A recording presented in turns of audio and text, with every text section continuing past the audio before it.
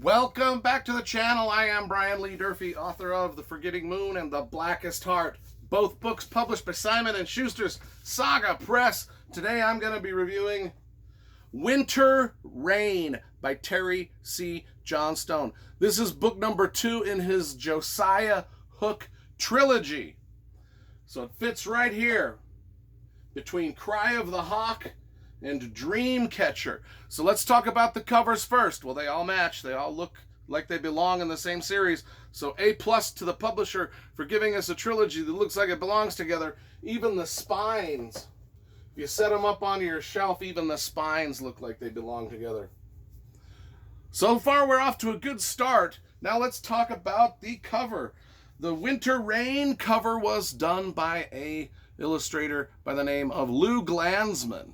And so were the other two covers. Lou Glanzman cover and another Lou Glanzman illustration to round out the trilogy. So it's all consistent so far.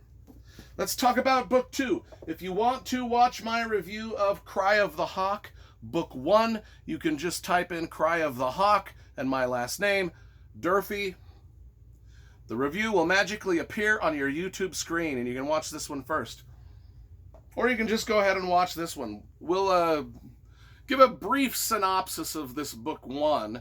These books came out in the early 1990s. This one came out in 92, the other one 90, 91, 93-ish.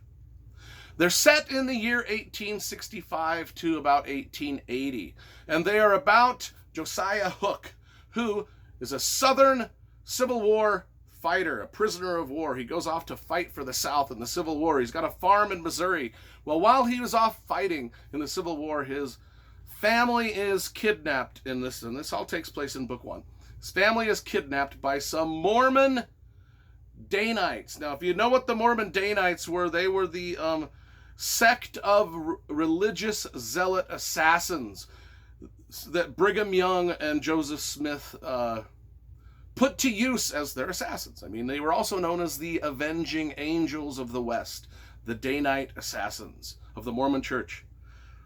And they used to go around, and kidnap women to put in the polygamous cult, and that's just what happened back in the Old West. Just was. It's historical fact. A lot of Mormons will be like, no, that never happened. Well, it did. And these books are about that. Not only are these books about that, but so is Riders of the Purple Sage, the classic novel by Zane Grey, which was written in the time period that these things happened. And a lot of times the Mormons were cast as the villains in a lot of late 1800s novels and early 1900s novels. Mormons were often cast as the villains because they, in a sense, they really were. Back in those days, they were kind of like the ISIS of the Old West. They were just bad people. Now, they've since changed their ways. And I grew up Mormon. I can speak on this. I was a Mormon for a long time, a 2-year Mormon missionary. One of the reasons I appreciate these novels is because they go into a lot of the Mormon history, and I really enjoy that as Westerns. And these Danite assassins have kidnapped Josiah Hook's family in book 1, and then Josiah Hook gets out of the prison of war camp. He goes back home to be with his family, realizes they've been kidnapped, who's kidnapped them, and then he goes on a revenge quest to get his family back, much like the book or the movie The Outlaw Josie Wales. This is really what this reminds me of, is the outlaw Josie Wales, who has a similar experience if you've seen that Clint Eastwood movie.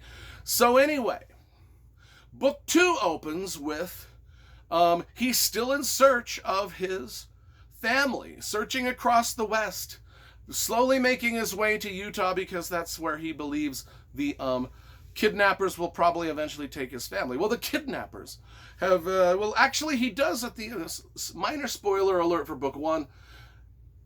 His wife was kidnapped, his daughter was kidnapped, and his 2 sons were kidnapped. All of his children were teenagers.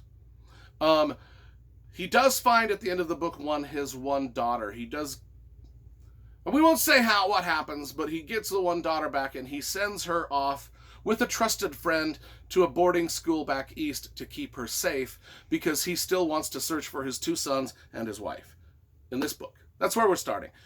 Now, the Mormon day-night assassins that have kidnapped his family, they are brutal dudes. They do nothing but, and I will just spell it right, they rape the boys, they rape the women, they are just not good guys.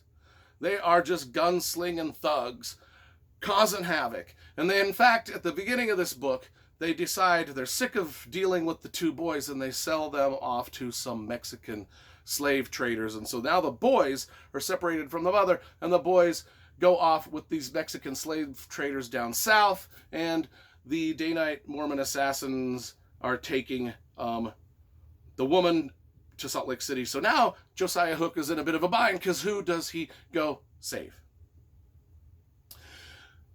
His wife's name is Greta. His son are Zeke and Jeremiah. And that's kind of the adventure. That's where the adventure leaves us. And I won't get into it, but there's, he makes friends with the Comanche. They sometimes scout for him. I won't say what happens with, there's a part where the Mexican band, the slave traders and the Comanches and the boys, things happen. It's just this book, this whole trilogy is grim. It is one of the R-rated, grim, gritty. If you were to say if there was a grim, dark,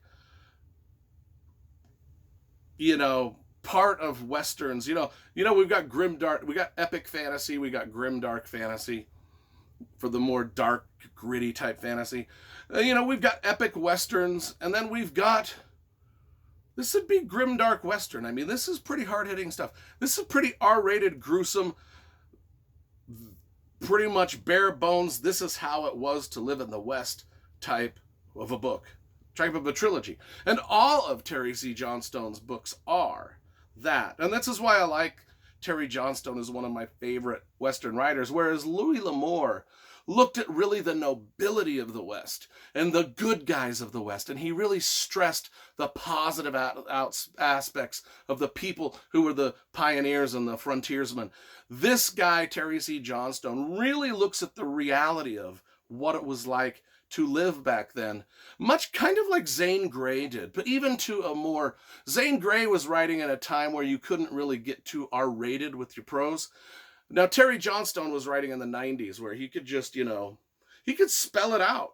And that's why I kind of started with the Mormon angle of the Mormons are the villains of this book. And he really lets you know how some of those religious zealots behaved back in the Old West when there were no laws to rein them in. And it's a lawless land led by lawless men. And those with the power a lot of times were guys like Joseph Smith and Brigham Young and their, posses of assassins like Porter Rockwell and the guy, it's a fictional character in here, but his name is, I think it's Jebediah. The Day-Night, it's Colonel Jubilee Usher. Yeah, Jubilee Usher is the head of the Day-Night's assassins. And he's, it's just great. It's just grim, gritty. Very good. Each book is about 500 pages, so we get a lot of dense writing and detail about the Old West. I love this trilogy. It's one of my favorite trilogies of all time. Western horror, mystery, or whatever, just because this is my second time reading it through. And, Winter Rain is great. And I do remember the first time I read this trilogy. The third book, Dreamcatcher, it's almost like reading a straight horror novel, but set in the West. And so I can't wait to get to this one and leave a review of it, because I just, if memory serves, it just blew me away. So let's go with Winter Rain. You can go ahead and watch my review of Cry of the Wolf elsewhere on the channel, book number 1. Winter Rain, book number 2. I'm going to give this a 9.5 out of 10. It's just so fucking good. So good for a Western.